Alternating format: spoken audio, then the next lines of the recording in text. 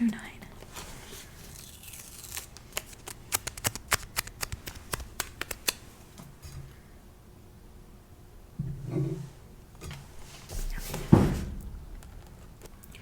Job replies, "My complaint is just." Then Job answered and said, "Oh, that my vexation were weighed, and all my calamity laid in the balances, for then it would be heavier than the sand of the sea. Therefore my words have been rash, for the arrows of the Almighty are in me. My spirit drinks their poison, the terrors of God are arrayed against me. Does the wild donkey bray when he has grass, or the ox low over his fodder? Can that which is tasteless be eaten without salt, or is there any taste in the juice of the mallow? My appetite refuses to touch them, they are as food that is loathsome to me. Oh, that I might have my request, and that God would fulfill my hope, that it would please God to crush me, that he would let loose his hand and cut me off. This would be my comfort. I would even exult in pain unsparing, for I have not denied the words of the Holy One. What is my strength that I should wait, and what is my end that I should be patient? Is my strength the strength of stones, or is my flesh bronze? Have I any help in me, when resource is driven from me? He who withholds kindness from a friend forsakes the fear of the Almighty. My brothers are treacherous as a torrent bed, as torrential streams that pass away, which are dark with ice, and where the snow hides itself. When they melt, they disappear. When it is hot, they vanish from their place. The caravans turn aside from their course. They go up into the waste and perish. The caravans of Tema look. The travelers of Sheba hope. They are ashamed because they were confident. They come here and are disappointed, for you have now become nothing. You see my calamity and are afraid. Have I said, make me a gift, or from your wealth offer a bribe for me, or deliver me from the adversary's hand, or redeem me from the hand of the ruthless? Teach me and I will be silent. Make me understand how I have gone astray. How forceful are upright words. But what does reproof from you reprove? Do you think that you can reprove words? When the speech of a despairing man is wind, you would even cast lots over the fatherless and bargain over your friend. But now be pleased to look at me, for I will not lie to your face. Please turn, let no injustice be done. Turn now, my vindication is at stake. Is there any injustice on my tongue? Cannot my palate discern the cause of calamity? 7. Job continues, my life has no hope.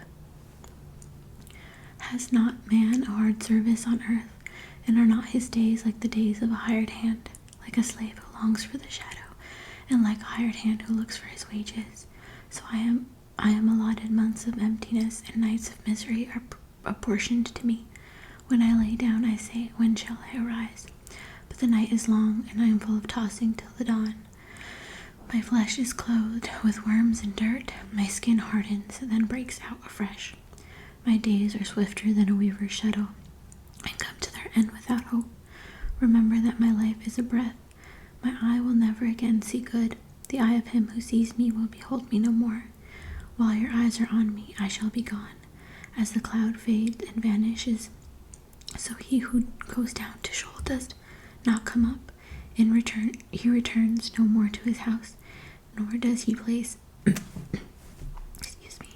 nor does his place know him any more. Therefore I will not restrain my mouth. I will speak in the anguish of my spirit.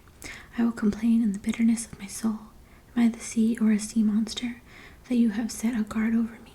When I say, my bed will comfort me, my couch will ease my complaint, then you scare me with dreams and terrify me with visions, so that I would choose strangling and death rather than my bones. I loathe my life. I would not live forever. Leave me alone, for my days are a breath. What is man that you make so much of him, and that you set your heart on him? Visit him every morning, and test him every moment. How long will you not look away from me, not leave me alone, till I swallow my spit? If I sin, what do I do to you? You watcher of mankind, why have you made me your mark? Why have I become a burden to you? Why do you not pardon my transgression and take away my iniquity? For now I shall lie in the earth. You will seek me, but I shall not be.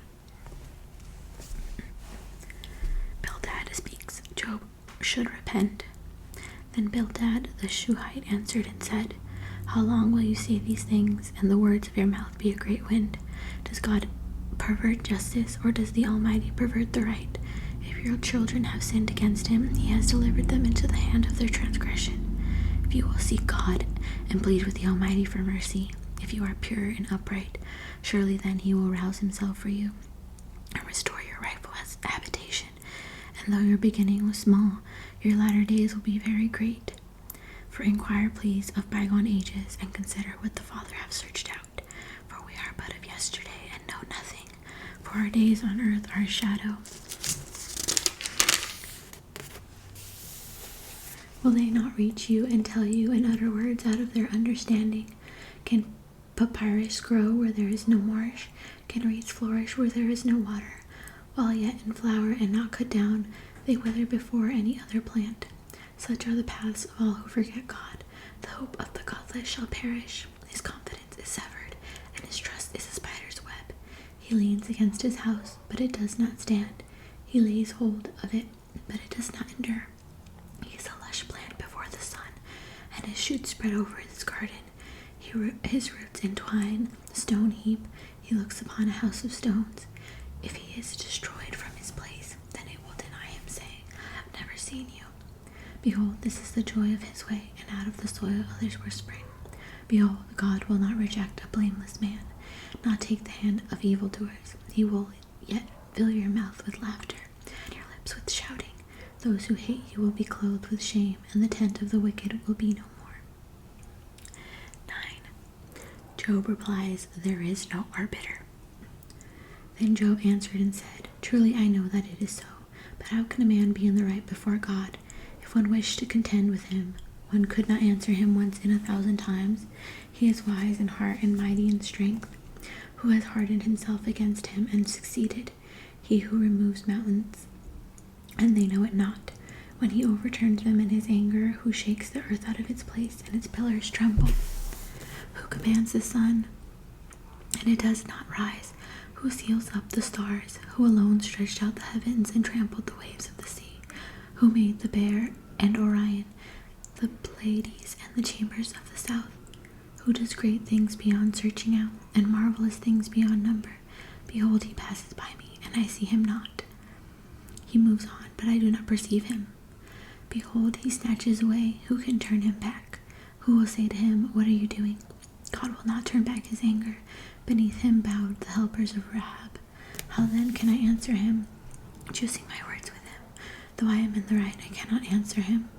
I must appeal for mercy to my accuser. If I summoned him and he answered me, I would not believe that he was listening to my voice. For he crushes me with a tempest and multiplies my wounds without cause. He will not let me get my breath, but fills me with bitterness. If it is a contest of strength, behold, he is mighty. If it is a matter of justice, who can summon him? Though I am in the right, my own mouth would condemn me. Though I am blameless, he would prove me perverse. I am blameless, I regard not myself. I loathe my life. It is all one, therefore I say, he destroys both the blameless and the wicked. When disaster brings sudden death, he mocks at the calamity of the innocent. The earth is given into the hand of the wicked. He covers the faces of its judges. If it is not he, who then is it? My days are swifter than a runner. They flee away.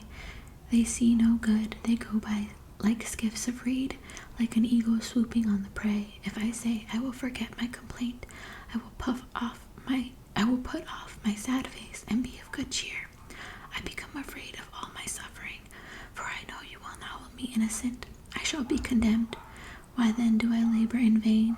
If I wash myself with snow and I cleanse my hands with lye, yet you will plunge me into a pit, and my own clothes will abhor me. For he is not a man as I am, that I might answer him, that we should come to trial together. There is no arbiter between us, who might lay his hand on us both. Let him take his rod away from me, and let not dread of him terrify me. Then I would speak without fear of him, for I am not so in myself.